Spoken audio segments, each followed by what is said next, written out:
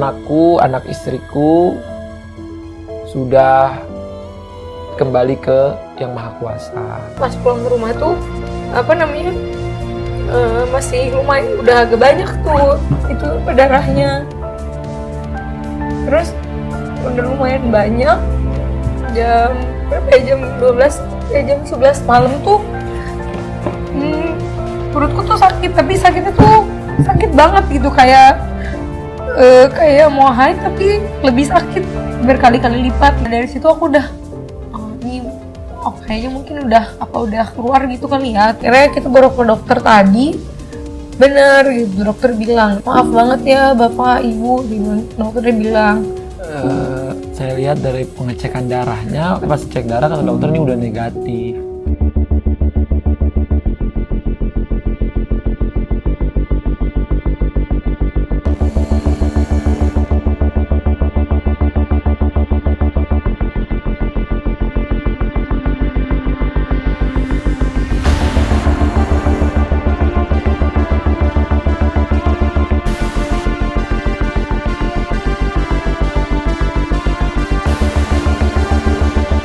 Trimester pertama dan trimester yang paling rawan dengan keguguran gitu kan, karena faktornya kan banyak.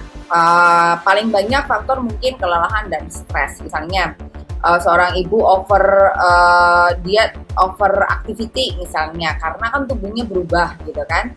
Kemudian dia atau mungkin dari gizinya, atau mungkin faktor stresornya banyak. Jadi misalnya kalau dia punya stres banyak, ya bisa jadi akhirnya tumbuh kembang si bayi itu tidak bisa berjalan dengan sebagaimana mestinya. Ya, karena pengantin baru nih gitu kan, kemudian masih hamil muda, dia masih waktunya bulan madu, kemudian bercinta. Kebetulan ternyata pada saat proses dia bercinta, proses bercinta itu kan menyebabkan oksitosinnya meningkat. Nah, oksitosin dalam proses kehamilan bisa menyebabkan terjadinya kontraksi. Bisa juga karena virus mungkin. Jadi si ibu punya ada virus dulu di dalam tubuhnya, tapi dia nggak ngerti kan. Tidak semua pasangan itu pas mau hamil itu merencanakan ya. Rata-rata sebagian besar orang itu pas lagi mau hamil itu hamil, mak beduntu hamil gitu, tahu-tahu hamil gitu loh. Jadi bukan yang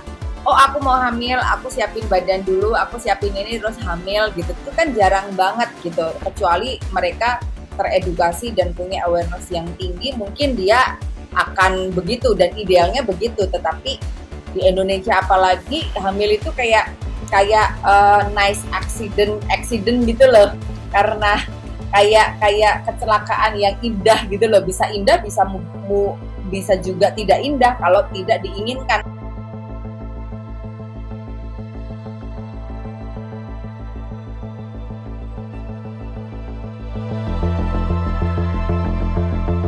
Peran suami siaga di proses keguguran luar biasa banyak, karena sebenarnya tugas dia adalah sebagai penghibur gitu kan. Jangan sampai seorang ibu yang habis melahirkan, habis keguguran terus merasa bahwa aku yang salah, aku bukan wanita yang baik kayak gitu kan. Jadi harus gimana caranya ngajak si istri ini menjadi bisa acceptance gitu kan, nggak denial tapi mulai acceptance, kemudian habis itu mendukung dia terus gitu, bahwa dia nggak salah kayak gitu kan, bahwa itu adalah proses perjalanan gitu. Itu sebenarnya penting banget karena banyak ibu yang dan juga perannya adalah ngedengerin, karena sebenarnya keguguran itu bisa menyebabkan orang jadi depresi juga loh, jangan salah gitu, karena dia merasa kehilangan banget kan.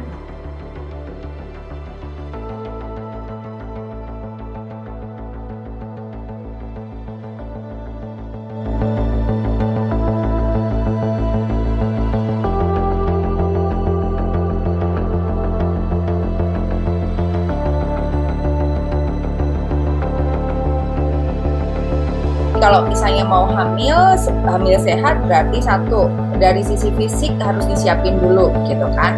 Dari sisi fisik cek juga laboratoriumnya, cek juga kecakupan gizinya sudah oke Pak atau belum, cek juga secara laborat kan, kita bukan cenayang, jadi nggak bisa mengira-ngira aku bebas virus kok. Istri dan suami harus cek, nggak cuma istri doang. Nah, habis cek kemudian secara spiritual juga disiapin juga. Jadi benar-benar kedua belah pihak harus benar-benar siap bahwa aku siap jadi rumah untuk bayiku gitu kan.